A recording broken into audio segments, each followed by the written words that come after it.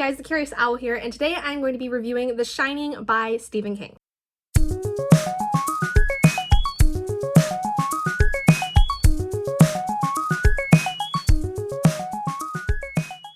So, I'm finally now going to be caught up with all of my Stephen King reviews with this one because currently I'm reading the sequel to this, Dr. Sleep, and in general, my thoughts on The Shining are that it was okay. Let me explain. So in the process of reading this story, I found that the very beginning of the book and the very end of it were really good, but the middle of it was kind of just a lot of nothing. If you are not familiar with what The Shining goes into, this follows essentially two more so main characters, Jack Torrance and his family, which consists of his son Danny and his wife Wendy.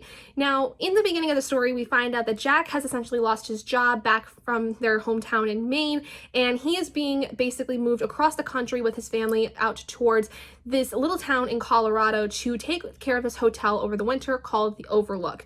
And immediately when they get there, they basically find out that this hotel has been known to have some deaths over the course of time, and that the caretakers in the winter don't usually fare very well because when you're trapped in the mountains during the winter in Colorado, it's very easy for people to get like cabin fever and just feel like they're going crazy. And then the child, Danny, starts to see things in this hotel that are outside of the norm. We find out very early on that Danny kind of has this interesting ability to not only read people's thoughts, but he's able to even see some kind of ghosts or spirits that are within the hotel that may have been spirits or ghosts of people that died in the hotel.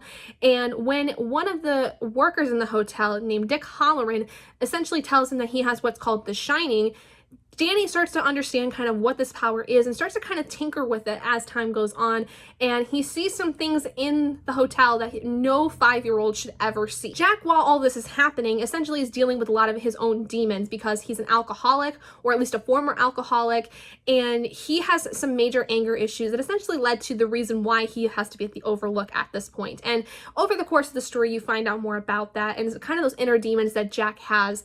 And it really is a story about how Jack is trying to fix himself, but he ends up becoming his own worst enemy, and how that affects his son Danny, because then in the sequel, Dr. Sleep, the story follows Danny when he is a grown adult after having experienced everything that happened in The Shining. So in terms of, like I said, my overall thoughts on it, the very beginning of the story I thought was great. I really liked the first 25% of this book because it was very atmospheric. It looked like it was going to be very thriller based. It was going to have a lot of cool paranormal elements coming into the story. The last 25% of the book, like from the 75% mark to the very end, was action packed, heart wrenching. It was heart pounding. It was very, very amazing to read because it played like a movie in my head. The middle 50% of the book, though, wasn't really that great. A lot of it was just too much description of things. A lot of it was that things that could have been talked about in a lot shorter of a sense were drawn out way too much.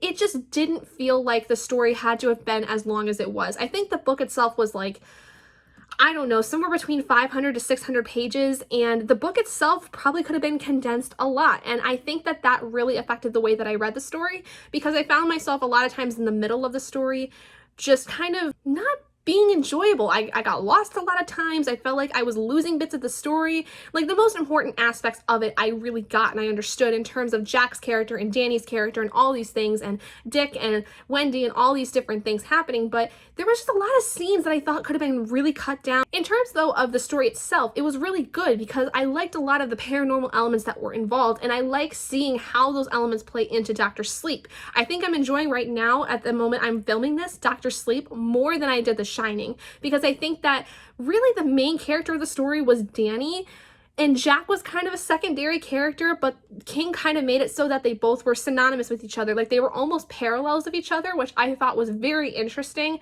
because Danny was pretty much seeing everything that was happening to Jack, and Danny was the sane one as opposed to Jack becoming the one that was going insane. So I liked seeing that kind of parallel between the two of them, where they're very much kind of the same individual in some cases, but Jack, obviously from the very beginning, is already kind of unstable, and to see him kind of spiral down in this story was very interesting to see, with especially some of the things that these spirits that were kind of communicating with him about, and then seeing Danny, who's on the other side of this, actually able to communicate with these spirits and things of that nature and use his own abilities, and how he becomes the more stable one. I don't know, I feel like there's not really a lot more I can say about it because it was kind of one of those meh stories where I just don't really have a lot of thoughts on, but what I do have to say is not necessarily positive, because I felt like a lot of the story, like I said, just was unnecessary and could have been cut down so much. But I really think that it's still a very good read. If you're looking to get into Stephen King, I think it is a good place to start because it gives you at least a taste of what King is capable of, but it's not to the extent of it being horror-filled like Salem's Lot was.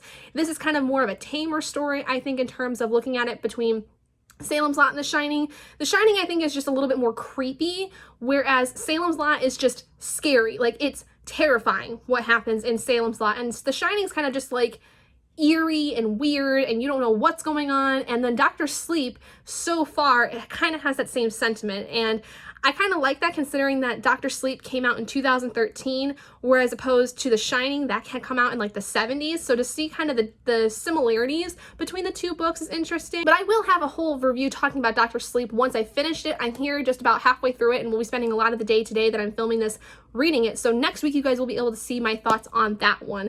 And I will compare it, I think, a lot more to how The Shining had went in terms of my enjoyment of it, and how I think the story had essentially progressed, since this is the sequel to it. And then what I think in terms of how King's writing had developed between The Shining and Dr. Sleep, because there was about a 40-year gap at least between the two books. But you guys will have to wait for that until next week. So anyway, let me know what your guys' thoughts of The Shining were down in the comments below. I know this is a lot of people's favorite books. It's not their most favorite movie, but the book itself a lot of people really like, and I'd love to hear some of your guys' thoughts if you did love it, what you loved about it. Thank you guys so much for joining me in this video. If you guys did enjoy it, please do give it a big thumbs up, and if you're not already and you'd like to be, hit that button down below and subscribe to become an owl in our flock, and I will see all of you guys in my next video. Bye guys!